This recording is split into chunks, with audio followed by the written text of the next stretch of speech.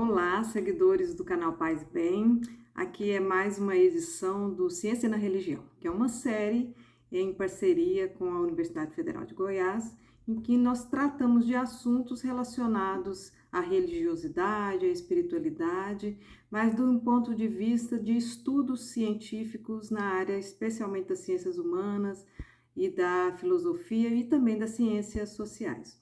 Hoje nós vamos trazer uma discussão sobre como opera o marketing religioso. Sim, né? Nós vamos tentar conversar um pouquinho aqui sobre essa adoção de técnicas do marketing para que as ideias religiosas possam ser propagadas e, como consequência, mais adeptos estariam ali, né, por dedução, aceitando aquelas ideias das quais nós defendemos, as quais nós sentimos que sejam de fato verdadeiras, enfim.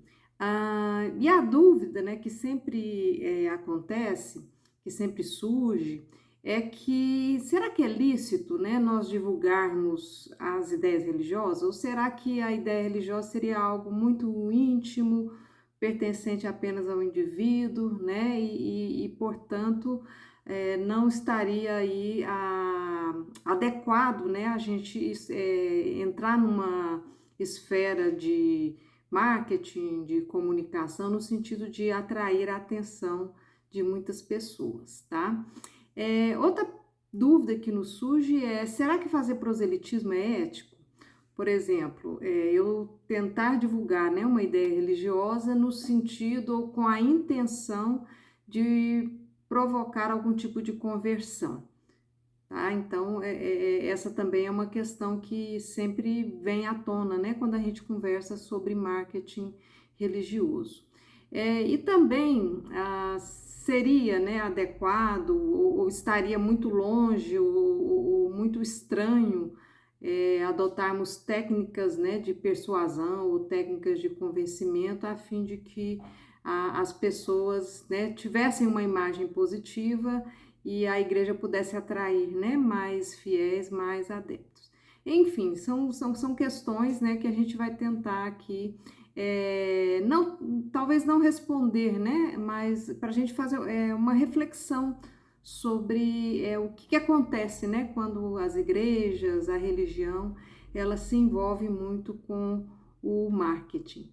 Bem, primeira coisa, né, é importante a gente dizer que comunicar ideias, compartilhar crenças, isso não é um problema em si, até porque o ser humano, na sua vida em sociedade, na interação com outras pessoas, ele faz isso naturalmente. Então, quando você conversa com alguém sobre política, você está, de certa maneira, compartilhando, né, suas ideias, suas preferências. Isso vale também para vários outros temas, né, em relação à música, em relação a cinema, a comida, modos de viver. Então, assim, não há como a gente separar muito essas coisas, porque isso é próprio, né, do ser humano, compartilhar ideias, interagir e ir fazendo essas trocas, desde que a humanidade se entende por gente aí, tá? Mas o que é o marketing exatamente? O marketing é uma área de estudo, né, às vezes ligada à área da comunicação ou ligada à área da administração, em que ele tenta, por meio de pesquisas, descobrir o que de fato motiva as pessoas, né? O que motiva as pessoas a consumirem ou um bem material ou um bem simbólico, né? Um bem material, vou comprar um refrigerante qualquer, o que me motiva a usar um determinado cosmético, o que é melhor para a minha saúde, o que está disponível no mercado, né? O que vai determinar a minha escolha de compra. E o que seria o bem simbólico? Bem simbólico não são essas coisas materiais, né? Mas, por exemplo, isso está no nível da ideologia, das ideias, da crença, da fé. Então, são valores que são mais, não tem uma materialidade, né? mas que também passam aí por essas tentativas de venda, né? Então é uma área de estudo que quer conhecer, né, as motivações, os desejos de consumo, o porquê as pessoas consomem ou aderem, né, a determinadas ideias.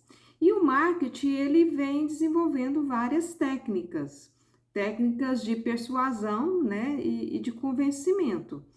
Então, as empresas, de uma maneira geral, a gente já sabe disso há muito tempo, elas sempre vão adotar aí maneiras de criar uma grande imagem positiva em torno dos seus produtos e, como consequência, as pessoas vão comprar mais, né? Vão acreditar naqueles benefícios e vão consumir mais. Então, essas estratégias, essas técnicas de melhor fotografia, melhor ângulo, como fazer um vídeo bem feito, qual texto que você deve usar, tudo isso se aprende, né, dentro dessa área do marketing.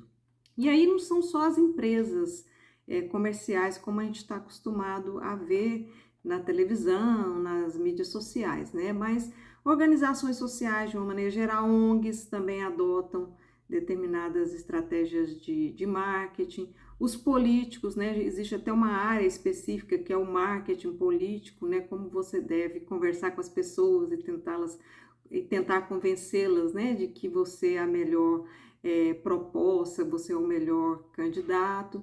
E as igrejas não ficam fora disso, né? Há um bom tempo, as igrejas que são mais profissionalizadas, elas criaram aí mecanismos, né? E até profissionalizaram suas equipes de comunicação voltadas para o marketing. Então já é, né, uma área bastante profissionalizada no mundo inteiro, no Brasil também isso é verdadeiro, e as pessoas se utilizam aí desses conhecimentos a fim de buscar algum benefício, né? Ou em termos de imagem, ou em termos mesmo de consumo direto. Ao longo da história, essas técnicas, né, de uma maneira ou de outra, foram adotadas. No início do cristianismo, por exemplo, nós tivemos aí uma técnica que foi mais do exemplo pessoal, ou da renúncia pessoal de determinados discípulos, que é o caso do Paulo de Tarso, né, que ele saiu pregando aí por vários anos, andando a pé, quer dizer, não tinha nenhuma rede aí tecnológica ou de mídia para poder convencer as pessoas de que o cristianismo era uma boa ideia. Mas, enfim, né, o próprio exemplo de renúncia dele ia provocando essa adesão, né, ou essa conversão das pessoas. Temos também o Buda, né? Buda também ele tinha, né, todo um sistema de crenças, né, e de ensinamentos e princípios filosóficos em que ele também foi convencendo as pessoas a partir da sua própria conduta, né, do seu próprio comportamento, e aquilo foi chamando também a atenção das pessoas. E é o caso de outros grandes líderes, tá? Como Francisco de Assis, Chico Xavier, e com certeza em outras matrizes aí que não sejam cristãs, você tem, né, esses grandes avatares, ou os grandes xamãs, né, ou os grandes líderes religiosos que, pela própria forma de encarar a religião, isso traz, né, um convencimento, e isso afeta, né, isso divulga pessoalmente aí as crenças que são adotadas ali por essas pessoas. Mas nós tivemos também ao longo da história atitudes que foram mais agressivas, né? Ou até belicosas. Por exemplo, a vontade que o ser humano tem, ou instituições de uma maneira geral religiosas tinham, de forçar as pessoas a se tornarem cristãs ou de qualquer outro credo, né? Por meio da força. Ou seja, o exemplo das cruzadas, a Inquisição, né, a perseguição que nós tivemos também a vários grupos religiosos que não faziam parte daquele que eu defendia. Às vezes isso era motivo de você matar, né, de você torturar. Então foi uma forma infeliz de adoção do marketing, né, pelo uso da força, pelo uso do medo. E hoje em dia nós temos aí técnicas que são mais sofisticadas e eu vou destacar aqui os altos investimentos em mídia, especialmente nos sistemas de TV no Brasil nos últimos anos. Houve um grande investimento de igrejas, especialmente católicas e evangélicas, tá? Na aquisição de sinais de televisão, de canais de televisão. Só para vocês terem uma ideia, dos 50 veículos de maior audiência ou capacidade de influenciar o público no Brasil, 9 são controlados por igrejas, né? E isso causa um debate também ético interessante, porque concessão de canal de TV ou de rádio, né? É feito pelo Estado, então a princípio não poderia, né, ser de propriedade privada, tá? Mas isso aí é uma outra discussão, apenas para que vocês tenham essa consciência dos grandes investimentos que as igrejas fazem hoje em termos de buscar canais que cada vez atinjam um maior contingente de pessoas. Bem, aí nós chegamos numa discussão da fé como mercadoria e, por outro lado, algo que seria mais ético do ponto de vista assim, das relações humanas, que é o diálogo e a comunicação com os fiéis, tá? O que seria nós entendemos a fé como mercadoria? Significa que, né, uma igreja, uma determinada denominação religiosa, ela quer vender o sucesso, vender a felicidade, vender a prosperidade ou vender uma cura que seja. Então, o produto dela é isso, mas vai se exigir uma contrapartida. E nesse sentido, a fé é uma moeda de troca. Então, quer dizer, você vai ter sucesso, você vai ter felicidade, você vai ficar uma pessoa próspera ou você vai se curar de uma doença aí, difícil, se você desenvolver a sua fé e, de preferência, se você der algum dinheiro, né, para um determinado líder religioso ou para aquela instituição religiosa. Então, é uma troca que se faz. Isso é a gente encarar a fé como mercadoria, tá? Ou seja, se você não fizer essa troca, você também vai deixar de usufruir dos benefícios que a igreja pode te trazer nesse sentido, né? E aí se adotam, inclusive, garotos propaganda, né? O que seriam os garotos propaganda? Você tem que ter grandes testemunhos, né? Encenações, às vezes até fabricadas, de que a pessoa resolveu tudo na vida dela, de que ela alcançou um bom casamento, um bom emprego, porque ela se tornou filiada àquela igreja, porque ela doou, né, um dinheiro substancioso ali para aquela igreja. Então, essas pessoas vão reproduzindo também essa ideia de fé como mercadoria, como, né, uma moeda de troca. E sempre funciona nessa relação, né? Você tem um problema, existe uma ação que a igreja ou um líder religioso te propõe, né? E você terá uma recompensa. Ah, mas se isso não der certo, se isso não der certo, já existe às vezes um discurso preparado de que você não tinha fé suficiente. Ou de que o dinheiro com que você contribuiu, o dinheiro que você contribuiu não era também tão vultoso, isso necessita mais empenho da sua parte, tá?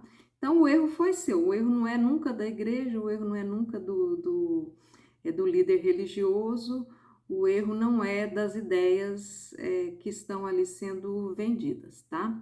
E aí é lógico, né? Se você questionar esse sistema, isso é visto como incredulidade. E se você é incrédulo, você obviamente não vai receber os benefícios aí desse negócio da fé, tá? O que seria então ético de um ponto de vista mesmo racional ou comunicacional? Já que a gente sabe que o marketing também, as suas técnicas podem ser utilizadas em benefício, né, das pessoas de uma maneira geral, trazer, né, um certo apaziguamento com a espiritualidade que se pretende construir, enfim, já existem vários estudos, ninguém nega isso, né, de que a fé, ela se bem cultivada, ela é capaz mesmo até de melhorar, né, a sua condição imunológica e levar de fato a determinadas curas. Temos visto aí médios, né, empreendendo também curas. A, as pesquisas assim entre espiritualidade e medicina, elas estão bastante avançadas e há uma relação até bem bastante evidenciada em relação a quanto mais espiritualizada é a pessoa, melhor inclusive, né, para a sua condição mental, melhor para a sua condição física. Mas a ética, né, comunicacional que a gente vai tratar aqui, né, essa forma de você se relacionar com o fiel, ou uma forma de você se relacionar com aquele adepto, e até mesmo assim, às vezes, com essa vontade de que ele realmente se converta, mas de uma maneira diferenciada, né, não trazendo a fé como mercadoria. O que seria isso então? É você compartilhar, mas não impor ideias. Então, há uma diferença entre você compartilhar ideias, deixar aquela ideia disponível para que as pessoas avaliem, tá? E não tentar impor por uma determinada forma, ou por fake news, ou impor pelo medo, né? Ou impor aí por meios que não são tão racionais assim. Outra coisa é nós permitirmos que nesse contato com as pessoas possam expressar sua dúvida, né? Suas dúvidas. Uma pessoa altamente incrédula, uma pessoa que não que pergunta muito, isso não é ruim, né? Isso, aliás, até provoca naquele que quer divulgar alguma ideia religiosa, essa necessidade de cada vez mais ele buscar argumentos racionais, né, argumentos que sejam válidos e que realmente não tem más intenções aí por trás dessa tarefa aí de divulgação, né, doutrinária ou filosófica que seja.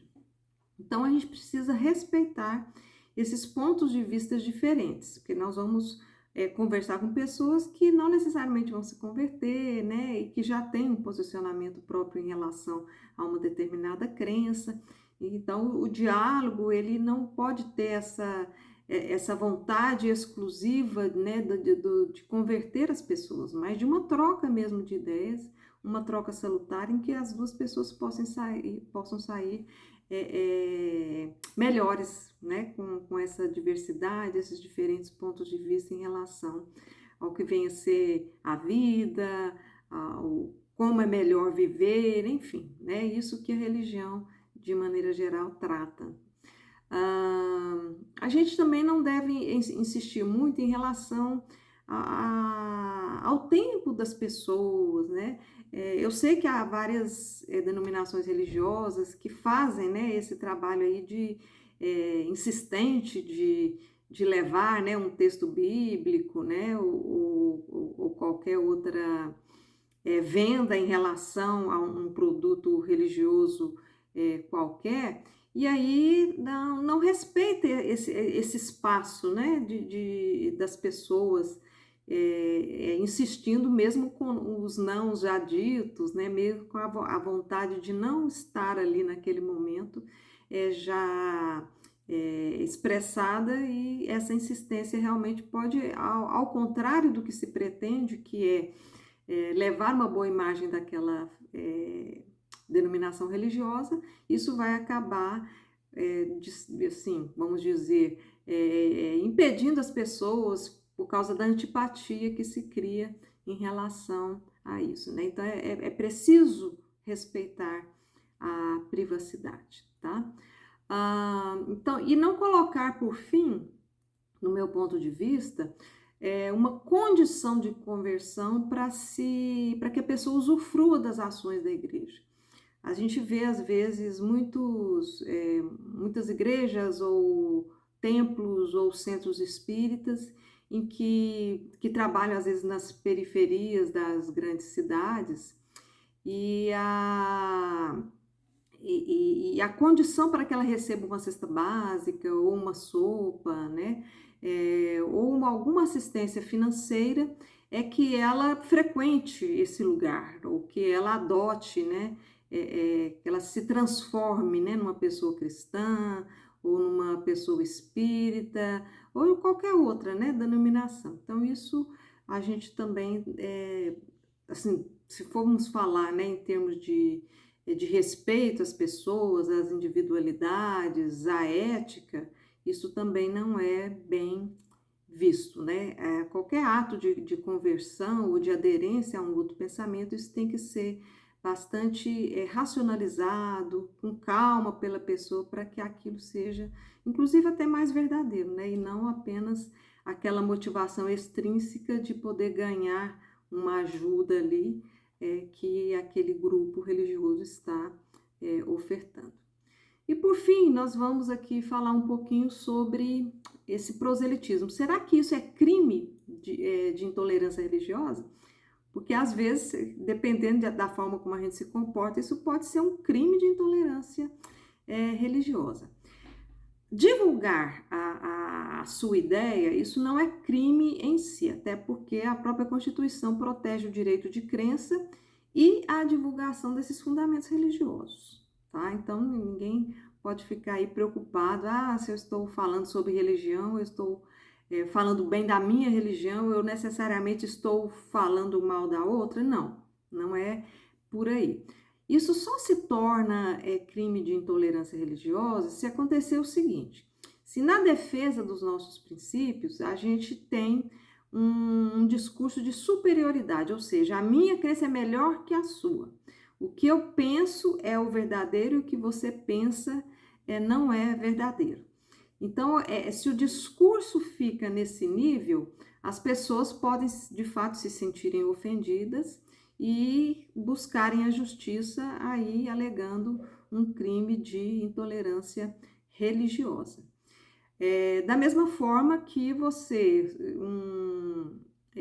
queira eliminar determinados direitos fundamentais, os direitos humanos, né, os direitos de cidadania, direitos sociais, políticos, porque a pessoa não pertence à religião que você defende como a melhor ou a verdadeira, tá? Então, você eliminar, suprimir direitos ou reduzir direitos em favor da crença que você professa, e isso pode sim ser considerado crime de intolerância religiosa, tá bom? Gente, é isso que eu tinha para hoje, né? Qualquer coisa vocês deixam aí nos comentários e à medida do possível a gente vai travando um diálogo aqui. Muito obrigada.